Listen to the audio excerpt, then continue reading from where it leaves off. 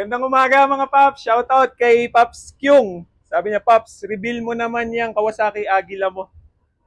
Actually, matagal ko na talaga tong hindi nagagamit eh. Mapapansin nyo, nandun lang siya sa sulok. Kaya sige, dahil malakas kayo sa akin, ito, pagbibigyan ko kayo na i-reveal natin yung Kawasaki Agila. So, ilalabas ko muna siya. Medyo marami akong nakaharang na motor dito sa harap. Labas muna natin. Tapos ko muna itong Mio, itong Sniper.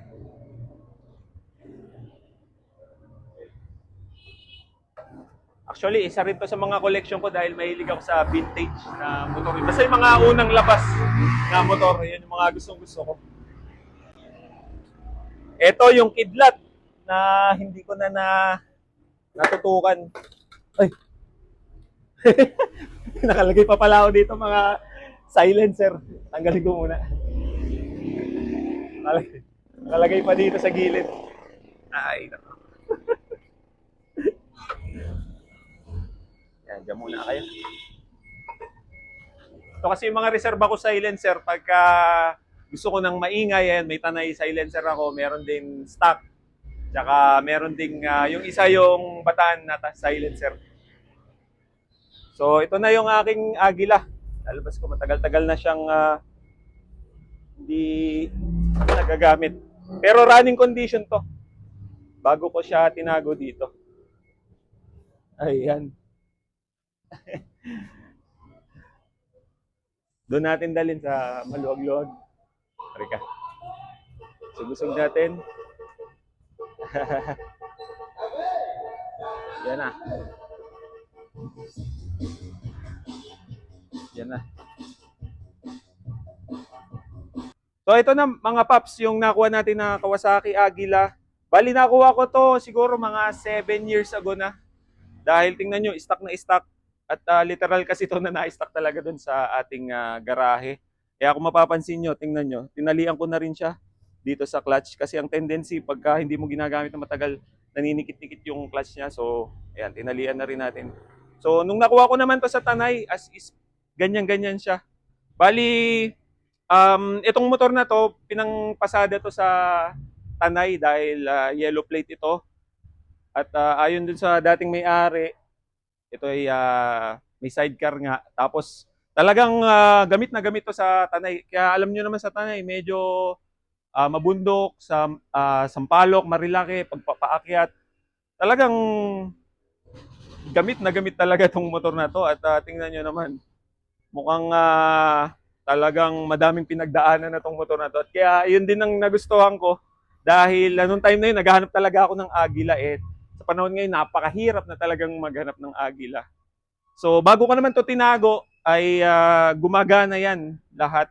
Bali, ang medyo palitin lang napansin ko dito ay itong black. Dahil may konting ingay na siya. Siguro kailangan na rin siyang i-rebore. And the rest, ayun, yung mga sprocket, siguro palitin na rin. Tsaka yung mga, tsaka itong kadena. Yun lang.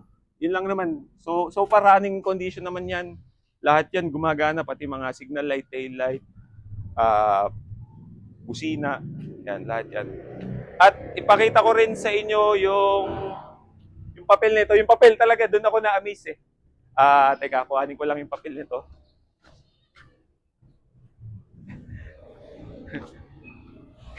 Ito yung papel niya, mga Paps. Natutuwa ako. Yan, 1977 Agila. So, pakita ko na rin yung, ano niya, sa original CR talaga ako natutuwa. Kaya tingnan nyo, pina-laminate na rin natin. Takluban ko na lang yung details para medyo hindi natin mapakita sa, sa lahat. So, ito yung papel nung 1977 na original na Agila. Kung mapapansin nyo, hindi pa siya LTO dati. Land Transportation Commission pa siya. Ayan, oh.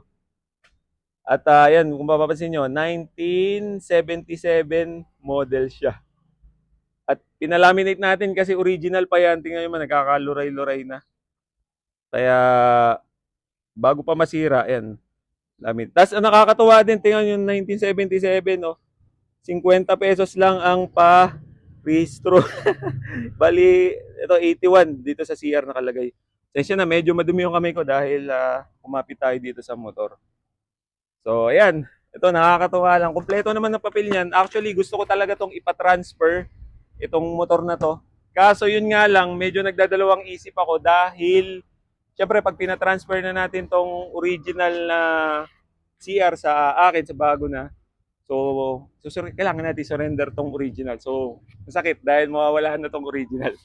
Ang mapupunta lang sa atin na yung bagong CR. So, yun nga, kaya nagdadalawang isip ako na wag muna kasi gusto ko munang i-retain tong original na CR niya at the same time naman kasi hindi ko pa masyado siyang ginagamit. So dito dito lang siya. Ngayon nga matagal ko na siyang hindi ginagamit. So, yun, ano pa ba yung mga pwede nating ipa-reveal dito sa Agila? Ay, ito pala, pansinin niyo mga paps, ito. Itong Agila, mapapansin niyo magkaiba yung ano niya, itong lagayan ng taillight. Nakapix na siya dito sa rear fender. At ang rear fender ng Agila, tingnan nyo, medyo manipis. Tapos nakadikit nga to. Yan nyo, i-compare nyo yung sa Brutus. O, ito yung magkaiba. O, di ba? May sariling parilya na yung sa Brutus. At saka yung rear fender niya ay iba. Medyo matabahan. So, yun lang. Yun yung mga pinagkaiba dito sa Agila. Tsaka yun nga pala, ang Agila ay medyo mataba. Ang tangke, tingnan nyo, medyo paano siya, pa-oblong ng konti. Tapos ito ay, tingnan nyo, naka-emblem siya.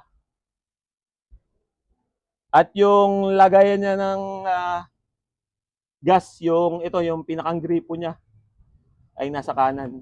Kaya pag nasanay ka ng HD3, dito mo lagi hanapin, eh, nandito siya. So, pakanan siya. At yung, ito, yung side cover natin, yung magkaiba yan. Medyo may pagka-bend dito. Tapos naka-emblem na siya ng, ito, yung 125 HD Agila. So, yun lang.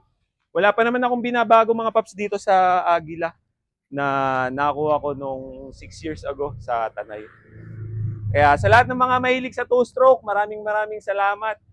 At shoutout sa ating lahat, lalong-lalo na sa mga hindi ko na kayo ma-shoutout lahat. At basta sobrang natutuwa ako dahil kahit paano marami pa rin gumagamit ng two-stroke sa ngayon. Kaya maraming salamat ulit at ingat sa atin lahat and God bless. Thank you.